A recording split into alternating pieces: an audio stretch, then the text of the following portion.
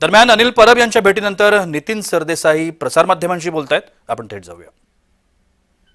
त्यामुळे त्या भेटीगाठी होत राहणं हे स्वाभाविक आहे आणि शेवटी पक्षाचे प्रमुख राजसाहेब ठाकरे आहेत, त्यांना भेटायला येणं कोणी हे अगदीच त्यातला एक भाग आहे असं समजायला हरकत नाही. युती होणार याच्यावरून भाजपकडून विशेषतः टीका केली जाते की 16 तारखेला निकाल महानगरपालिकांचा लागल्यावरती ठाकरेंचं अस्तित्व मुंबईमध्ये किंवा आजूबाजूला राहणार नाही अशा प्रकारची टीका भाजपकडून केली जाते. नाही, त्याचं उत्तर मला असं वाटतं की 16 तारखेलाच मिळेल सगळ्यांना, त्याच्यावर आत्ता काय बोलण्याची गरज नाही.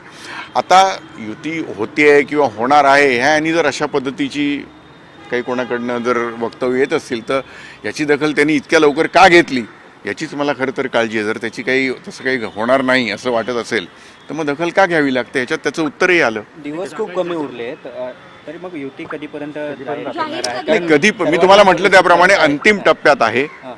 कधी जाहीर होईल हे आत्ता ह्या क्षणाला सांगणं लवकरात लवकर एवढंच मी बोलू शकतो. जागांवर पेच निर्माण कुठेतरी ठरवून पावलं टाकली जात आहेत का एकूणच त्या संदर्भात देखील युतीची सगळी जी चर्चा आहे ती अंतिम टप्प्यात आहे आणि लवकरात लवकर तुम्हाला कळवण्यात येईल आणि ते कळवतील सन्माननीय पक्षाचे आमचे अध्यक्ष सन्माननीय राजसाहेब ठाकरे हेच तुम्हाला त्याची बातमी देतील. काही जागांवर पेच आहे का? काही मराठी भागामध्ये जास्त करून नाही चांगल्या पद्धतीने चर्चा चाललेली आहे, चांगल्या वातावरणामध्ये आहे, एवढं मी आता तुम्हाला सांगू शकतो. कल्याण डोंबिवली किंवा ठाण्यामध्ये देखील बघितलं तर जवळपास 90% वाटप झाल्याचं म्हटलं जात आहे. कितपत खरं आहे? त्या ठिकाणी वेगवेगळ्या आमच्या पक्षाचे जे स्थानिक नेते आहेत त्यांना तिकडची जास्त माहिती असते आणि त्याप्रमाणे ते चर्चा करतायत आणि सगळीकडच्या चर्चा ह्या चांगल्या पद्धतीने सुरू आहेत आणि त्याच्यातून काहीतरी सकारात्मक निघेल.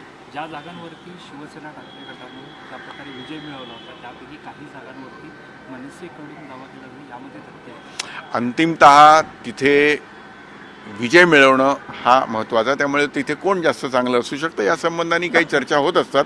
पण जे काय होईल ते सकारात्मक आणि चांगल्या पद्धतीने चालू आहे आणि त्याचा जो काही येणारा निकाल आहे तोही चांगलाच असेल.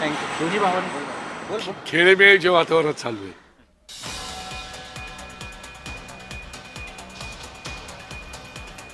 दरम्यान दोन्ही ठाकरेंच्या युतीबाबतच्या चर्चा या अंतिम टप्प्यामध्ये आहेत. कधी त्या संदर्भातली घोषणा होऊ शकते असं नितीन सरदेसाई म्हणतायत.